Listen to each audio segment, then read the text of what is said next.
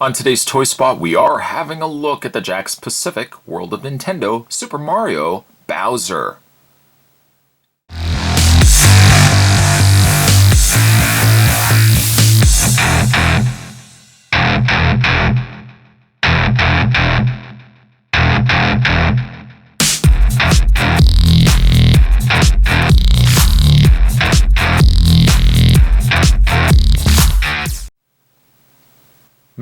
I'm sure could argue the point that Bowser probably was the figure that people were wanting to get the most. Luckily, I was able to find him easily enough at Toys R Us. He is a 6-inch figure. Now, though he is 6 inches, he is considerably larger in size. So much so, much like Donkey Kong, Bowser comes packaged in a clear window box with World of Nintendo on the side. Great picture of Bowser on this side as well. He doesn't come with any sort of mystery box, which is kind of a shame. Kind of wish he had come with a little mystery box. But Bowser, King of the Koopas, 9 points of articulation, and you can also collect the other figures that we've been looking at: Donkey Kong, Mario, Yoshi, Link, and Wario. To check out everything from Jakks Pacific, head over to www.jackspacific.com and you can check out the other pieces that they are producing. Spot's going to take a break, get this opened up, and when we come back, we're going to get a better look at Bowser.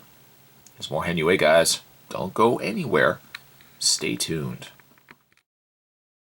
Getting Bowser out of packaging, he is a sight to be seen.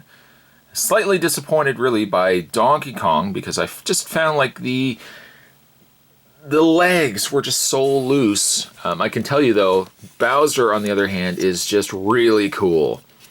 He doesn't have any sort of issues with his legs. In fact, the legs themselves look like they've just been pegged in. Looks like it is a ball joint that keeps the legs in, but there's absolutely no problem standing this beast. I say beast also because he is a good bit of weight to him, and probably most of the weight is coming from his shell.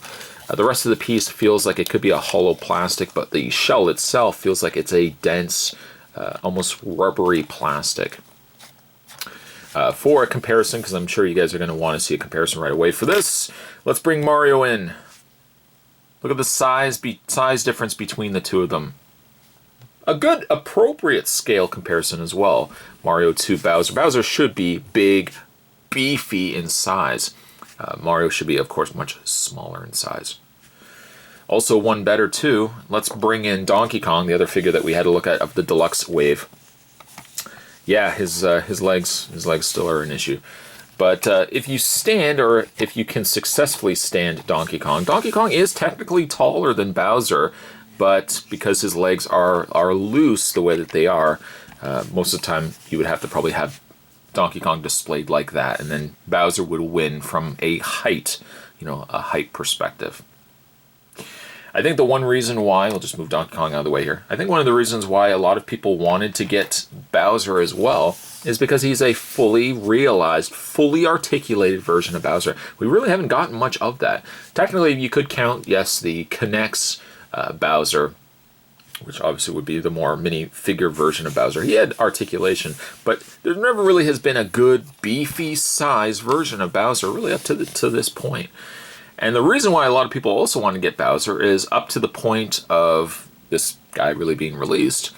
The SH Figuarts Mario, which is a really super articulated Mario, didn't really have a Bowser to accompany him.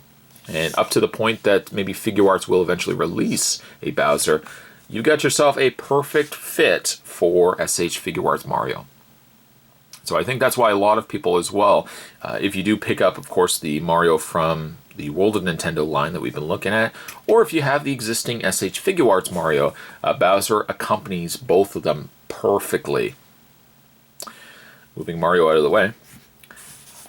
Again, coloring is very nice on Bowser. I didn't have any issues really on a paint level that Donkey Kong seemed to have.